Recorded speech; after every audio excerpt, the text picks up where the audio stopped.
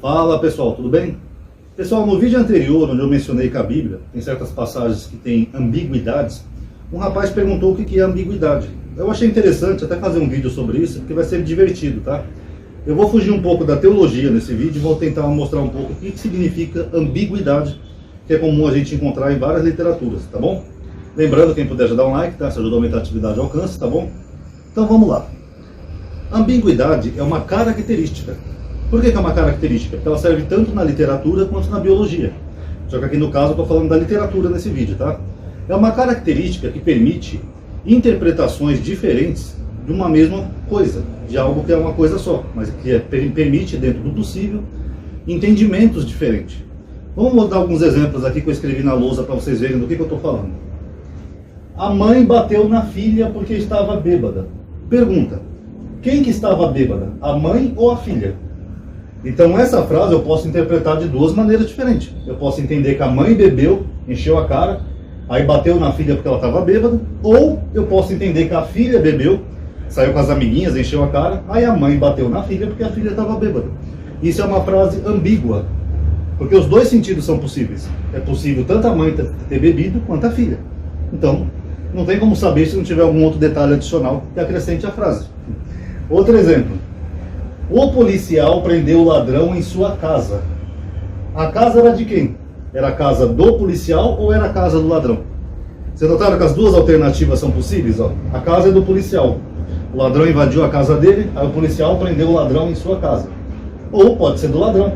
O policial foi até a casa do ladrão e prendeu o ladrão em sua casa. As duas frases são possíveis. Agora, qual que é a verdade? Teria que ter algum detalhe adicional no texto para a gente poder saber. Eu peguei o ônibus correndo. Quem que estava correndo? Era eu ou era o ônibus? As duas são possíveis, as duas interpretações. Eu poderia estar correndo para pegar o ônibus, ou o ônibus estava correndo quando eu peguei ele. Então, isso são frases ambíguas. São frases que é possível ter mais de uma interpretação. Outro exemplo, que esse ano mesmo eu caí numa pegadinha assim, porque eu li uma manchete no jornal que o candidato a prefeito de Curitiba, ele prometeu que se fosse eleito, ele ia mudar a capital. A capital do Paraná é Curitiba, tá? Para quem não sabe, e o candidato falou que se fosse eleito ia mudar a capital. A primeira coisa que passou na minha mente foi que ele ia mudar a capital do estado. Por exemplo, fazer a capital ir para Ponta Grossa, sei lá, Pato Branco, outra cidade do estado. Eu falei, ele vai mudar a capital? Porque aqui tem dois sentidos. Mudar a capital pode ser mudar a capital de um estado de um lugar para outro. Como, por exemplo, Minas Gerais. Deixa eu passar a sirene. Hoje não foi tão forte. A primeira capital de Minas, se não me falha a memória, foi Ouro Preto. Era a capital de Minas Gerais. Depois fizeram Belo Horizonte, que é uma cidade planejada. Aí mudaram a capital de Minas Gerais para Belo Horizonte. Então a primeira coisa que passou na minha cabeça foi isso. Aí depois, quando eu fui ler um pouco da notícia, não só a manchete, eu percebi que ele não ia mudar a capital de lugar. Ele ia fazer mudanças na capital. Melhorar a segurança, limpeza, essas coisas. Então ele ia mudar a capital. Não mudar a capital de lugar, mas mudar no sentido de fazer transformações, mudanças na capital. Mas é uma frase ambígua. Você pode interpretar dos dois sentidos. Então se eu falar para vocês assim, se eu for presidente, se eu for candidato, se eu for governador de São Paulo, eu vou mudar a capital. Tem os dois sentidos. Pode ser que eu vá trazer mudanças na capital ou mudar a capital de lugar. Inclusive aqui em São Paulo, o Maluf tinha uma época que ele queria ser governador. Ele chegou a ser governador de São Paulo, mas ele tinha uma proposta de mudar a capital de São Paulo. Ele queria colocar a capital no interior, acho que é Campinas. Isso também é mudar a capital. Então isso são frases ambíguas.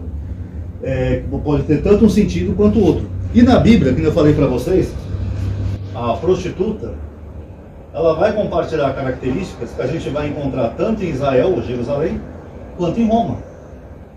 Por exemplo, a mulher estava embriagada com o cálice dos santos, né, que seriam os primeiros cristãos. Isso a gente pode associar tanto aos romanos, que a tradição fala que Roma perseguiu os cristãos, a tradição católica, quanto a Israel, que também a tradição fala que os primeiros judeus perseguiam a igreja. Então, isso é uma ambiguidade. Mas como o texto fala só de uma mulher prostituta, então são os outros detalhes que vai fazer a gente entender, como em todas essas frases. Ó. A gente vai ter que ver detalhes adicionais ao texto, senão a gente não vai entender quem realmente é a mulher do Apocalipse. Isso é uma ambiguidade. E o Apocalipse tem várias ambiguidades nesse sentido, tá bom, pessoal? E para finalizar, eu vou fazer uma brincadeirinha aqui que algumas pessoas não vão gostar. Vou fazer desse lado aqui mesmo. Mas é necessário para vocês entenderem como a ambiguidade acontece em vários campos, né?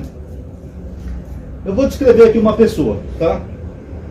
Só que eu não vou falar o nome da pessoa, eu só vou descrever características dessa pessoa. E aí vocês que estão vendo o vídeo, vocês tentem adivinhar de quem que eu estou falando. Bom, essa pessoa, esse homem, ele foi chamado de mito.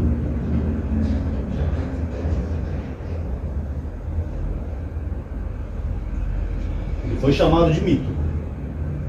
Esse homem não faz nada na prática. Na prática ele não faz nada. Na vida real. Mesmo não fazendo nada na prática, esse homem, ele é idolatrado por milhares de pessoas. É praticamente um culto em torno desse homem, tá? Ele é idolatrado. Deixa eu ver se eu posso colocar mais uma característica. Posso. Esse homem foi ferido mortalmente. Que nem a bênção do Apocalipse, na ferida de morte. Mas ele não morreu, ele vive. Tá? Ó, ele vive. De quem que eu estou falando? Ó? De alguém que foi chamado de mito, que não faz nada na prática, idolatrado, foi ferido mortalmente, mas ainda vive. Eu sei que os bolsonaristas já estão aí rasgando, sabe, as pregas de ódio, querendo me xingar. Para de falar do mito, Ronaldo. Mas eu não estou falando do Bolsonaro. Não, eu estou falando de Jesus. Jesus foi chamado de mito, porque mito é aquilo que não existe, é da mitologia. Nós não temos nenhuma prova concreta de que o personagem existiu. Eu tenho até uma playlist aqui no meu canal chamada Historiadores Falaram de Jesus. Então ele é só um mito.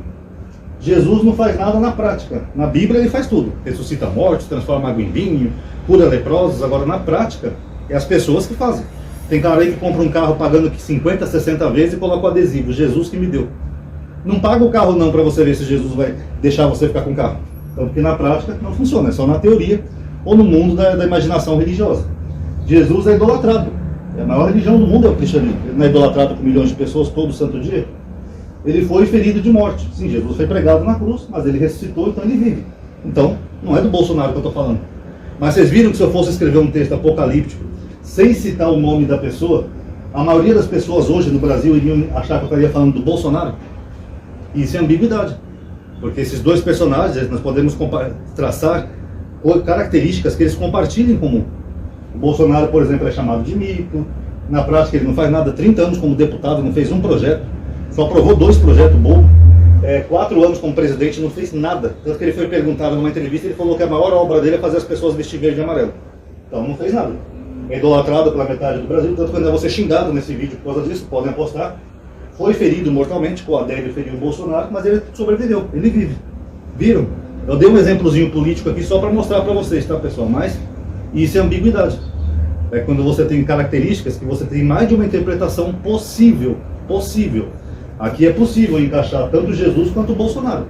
Agora, para mim saber de quem eu estou falando realmente, aí tem que ter outros detalhes que corroborem com aquilo. Que nem eu falei naquele vídeo de Israel e Jerusalém. Não é só uma questão de pegar e jogar tudo em Roma. Só porque tem algumas características que são semelhantes. Tem que ver outros detalhes. Por exemplo, no capítulo 18, a Babilônia fala que as pessoas jogaram um saco de cinza, né, sobre o corpo, lamentando a queda da Babilônia.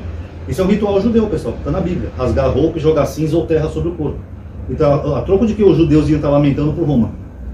Não faz sentido. Então, são esses detalhes que fazem a gente tentar desmembrar a ambiguidade do texto. Ó, gostaram? Eu falei que ia ser divertido. Quem gostou, dá um like aí, tá bom? Você vai ajudar a aumentar a atividade e o alcance. Obrigado aí por ter assistido. Paz a todos.